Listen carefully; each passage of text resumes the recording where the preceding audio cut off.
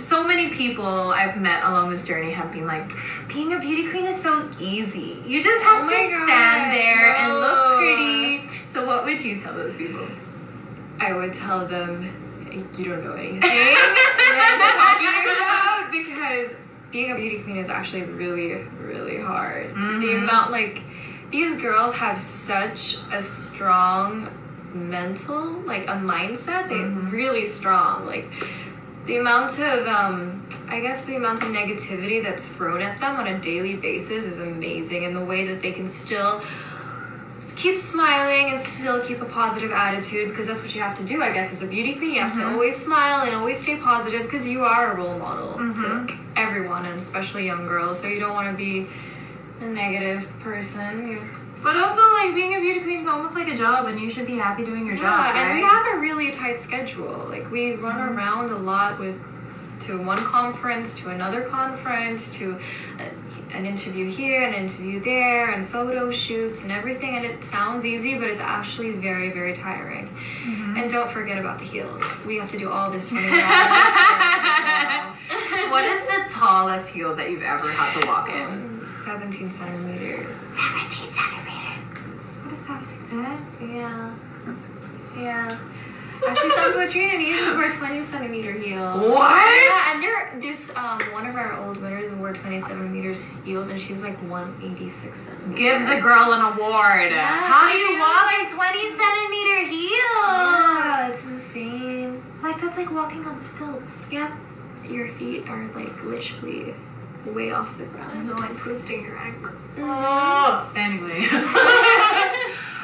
So like, what was it like for you learning like the beauty queen walk? Like, did you ever like attempt twirls and stuff? And I had no idea about modeling. I am not a model. And guys, Frederika's only 19 years old. I'm only 19, so I don't know anything about the beauty industry or the entertainment industry. So when I first got taught how to walk, I think I fell a couple of times. But I've never walked in heels in a catwalk, and my trainer laughed at me so many times because I walked terribly. What pair of heels did they put you in the first time though? Oh, like 12 centimeter heels. Yeah, 12 centimeters and like 15 centimeters. Okay.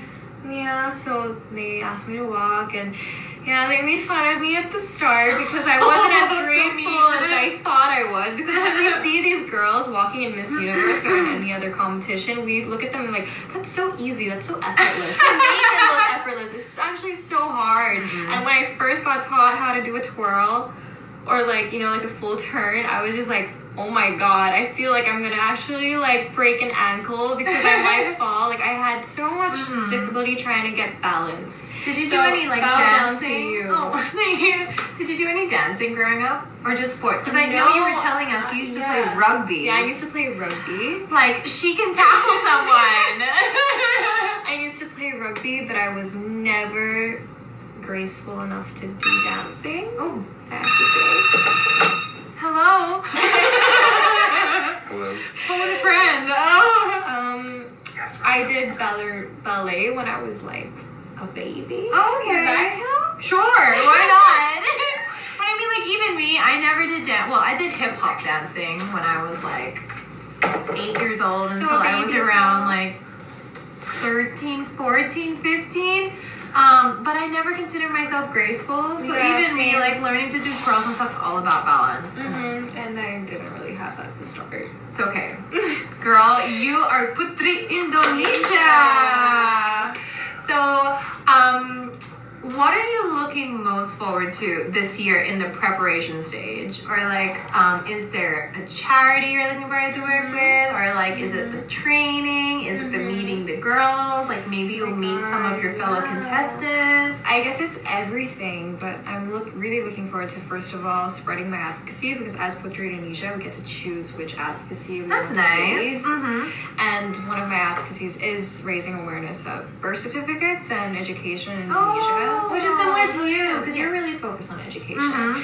And I think that education is really important, because it may not be a way to fix poverty, but it is a way to fight it. Yeah, no, I definitely agree. And Yeah, birth certificates, because actually, fun fact, in Indonesia, 30% of the population don't have birth certificates. And without this, they're not listed as Indonesian citizens. So they can get government incentives or access to free education or free healthcare. And also the government can't even like listen to their needs because they're not even on record. Not on record. They don't know about them. They're invisible to Indonesia and to the rest of the world. So for any Indonesians who are watching, like what can they do to help support you in your advocacy? Like what can they do to help? Okay, so first of all, we actually have an online base, so Scholar Visa, if you want to go follow their Instagram or something, and I'll probably post a lot more posts about them in the future and give more details. So if any of those who are watching are interested in knowing more about Scholar Visa and hopefully being able to help us or collaborate with us, then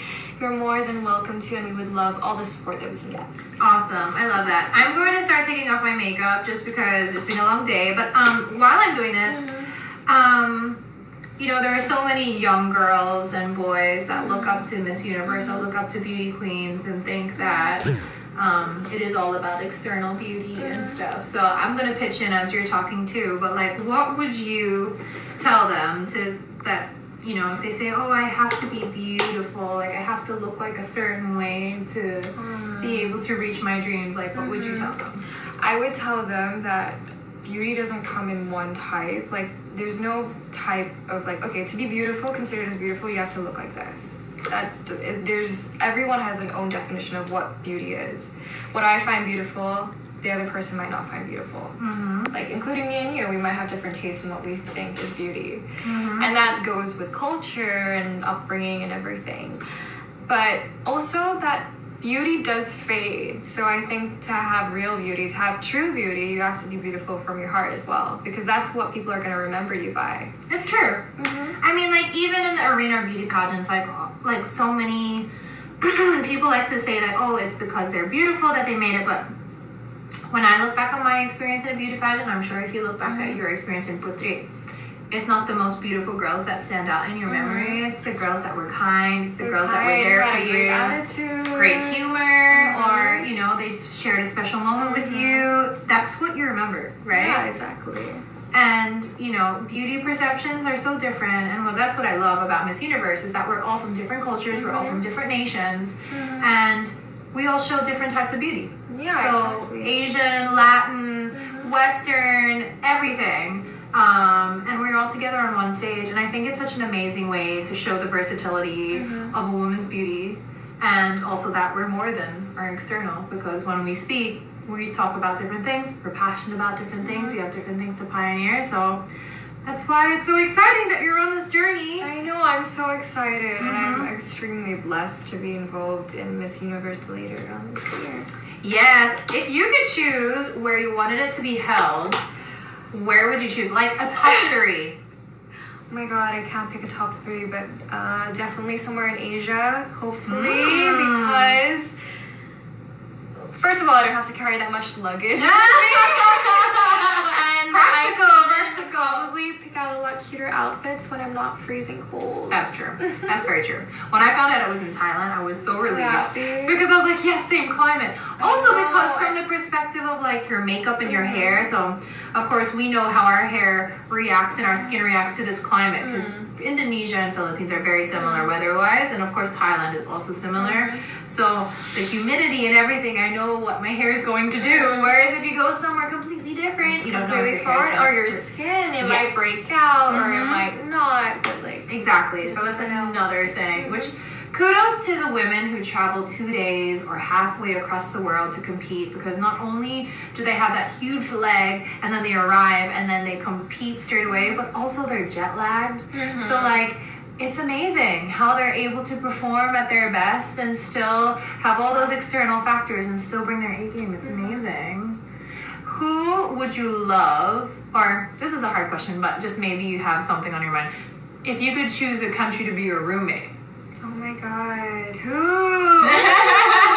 Who? This is such a hard question because I don't know the contestants yet. I know, but just from like a country perspective, like if there's a culture that you've always wanted to visit. I mean, if I had the chance, I guess I would love to room with Philippines Ooh! this year. That's what I did, because I guess we could learn so much from Philippines being the mega powerhouse of pageant world. Rumi says hi. Really? Sonya's on here. Oh. And yeah, we also share similar cultures, like we That's true.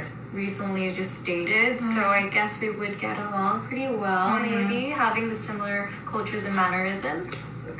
That's true. Yeah, and rooming with Sonia, Putri Indonesia 2018. She's such a sweetheart. I think She she's is. watching. Is she watching? Yep. Hi, Rumi. I missed you. Yeah, you know, because being with your roommate, you're gonna spend so much time with them, and like, yeah, you're gonna make a friendship with them. It's gonna be different Yeah, from all I the other know. girls, obviously, because you Yeah. see yourself first thing in the morning, and you see each other like, you know, everywhere in between being out and doing your events. So. Yeah, and that's something that I can't wait to meet all these amazing women from around the world and just seeing amazing things that they've done for their country and that they've done for, I guess, other places as well. It'll just be a great opportunity.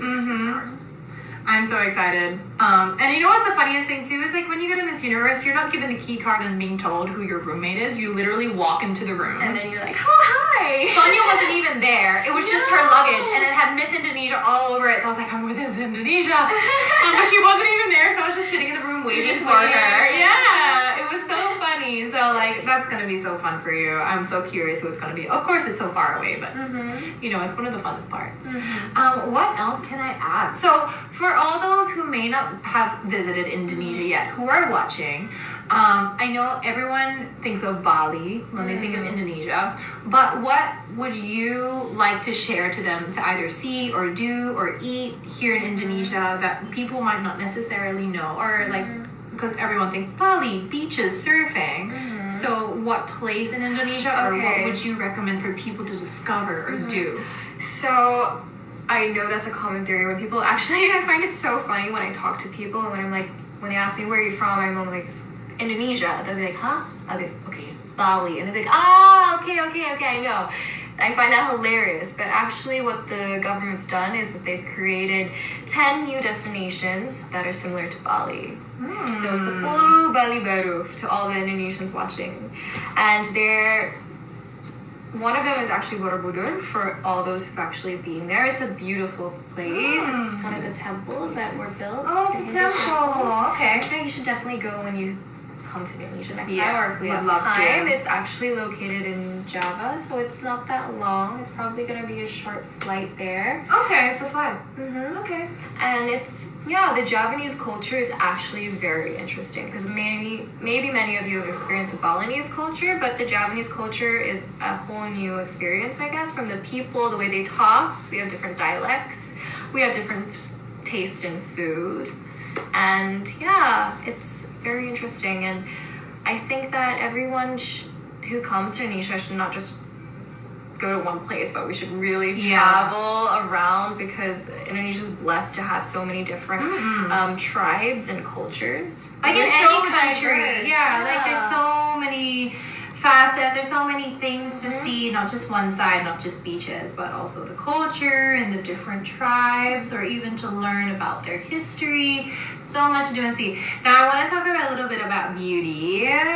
So of course the beauty of a beauty queen is like, it's really interesting because of course for our work we wear makeup like all day.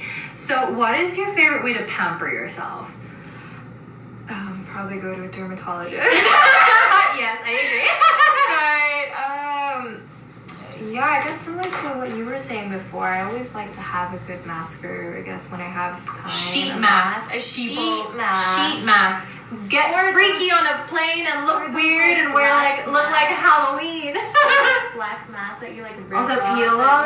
that like take all your like And then you look at what's pores. left. Yeah, it's like gross, but I find it so satisfying. It is really Because satisfying. it feels like your face is all of a sudden like so clean, like it feels so fresh. I actually don't like the feeling of it because it makes it feel too like Dry. clean and tied. And Really? I like it. moisturizing masks or like the clay masks that when you take it off, like I don't know, it feels like your skin is rosy and I don't know. That's interesting. Some of my favorites, but also like What's like in your on-the-go beauty kit or your beauty case that you take with you? For examples, media or shoots. Like, what's your everyday kit that you bring with you? Okay, I can go without foundation, but I have to have a good eye. Like, I love using lashes and like having a lot of mascara on my lashes. Like, I feel as though the eyes are the key to the soul. So you have to really make them stand out, pop out, and yeah, they're one of like the best features of people. So I agree. It's one of the biggest tips that I ever learned doing my own makeup is like you don't have to put a lot of effort in shadow if you have a good pair of lashes. Yeah, exactly. It elevates your whole makeup look, I swear. And you don't have to put as much effort. It's like the secret to like everyday makeup. Just like pop on a pair of lashes and you're good to go. And a good lipstick too. And a good brow. And a good brow. You have to, especially to like for Asians. For all the Filipinos watching, kilay is live. Kilay is the word for brow in Tagalog. Kilay is live. It's true. But yeah, what's your favorite brow product? Like, do you find it like working with a gel or like a pencil or? I don't know. I guess powder is good for those who are already blessed with really nice eyebrows like yours. No, girl, I don't have tails.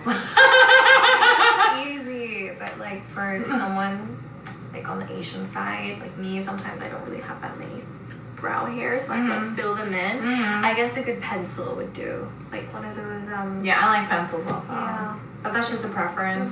But like, have you picked up a beauty tip by someone doing your makeup that you've really like stuck onto ever since? That's a good question. Okay, one thing is probably to go light on the contouring because I used to contour my face like crazy. Like, have you been like crazy? Like when I first discovered contouring, I was like, oh my god, this is amazing. I can like transform my face. And then I was like, okay, I'm gonna like make sure my cheeks are so on point, my jawline is sharp, and my nose is like tiny. And I did that, and I realized from so many photos looking back that it was a terrible mistake. And also eyebrows. Oh my god, I used to do my brows so thick. Oh my gosh, but that was kind of a trend like a couple of years ago. Like I switched from really thin eyebrows and then thick eyebrows. So I think one tip that I've learned is just to really just take a photo before you walk out.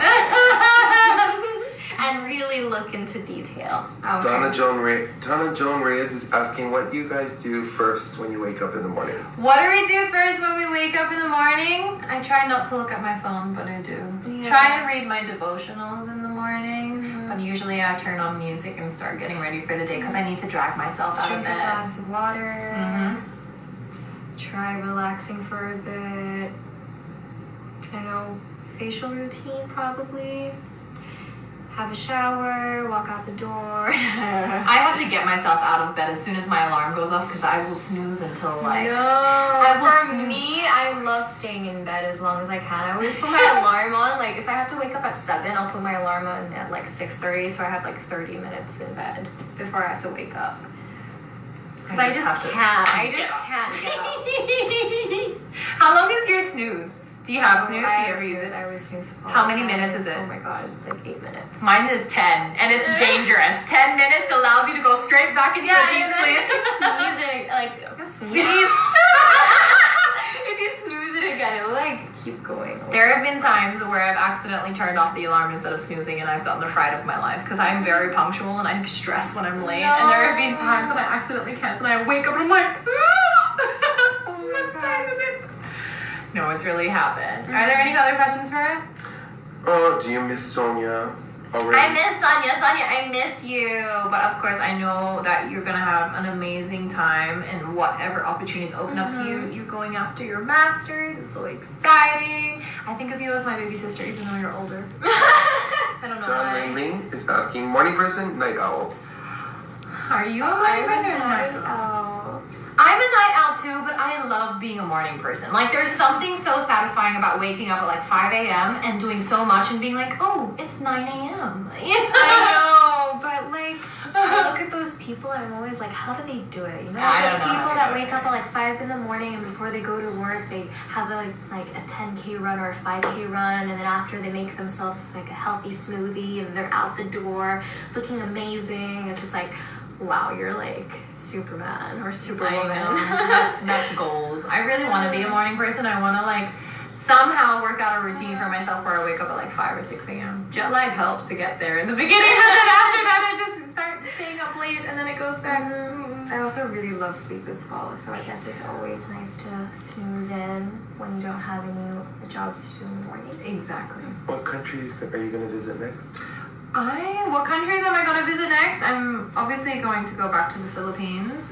June, for my national pageant to pass on the Miss Philippines Universe crown, which is going to be crazy. Oh, that's a good one. And I've also heard a few other countries. I'm not going to say them just because they're not confirmed, but some visit to South America and possibly around the Egypt, Africa area. Ooh, so I'm excited. It's a good one. Rafi is asking. Hi, Rafi. What makes you blush? What makes you blush? What makes me blush? Ooh.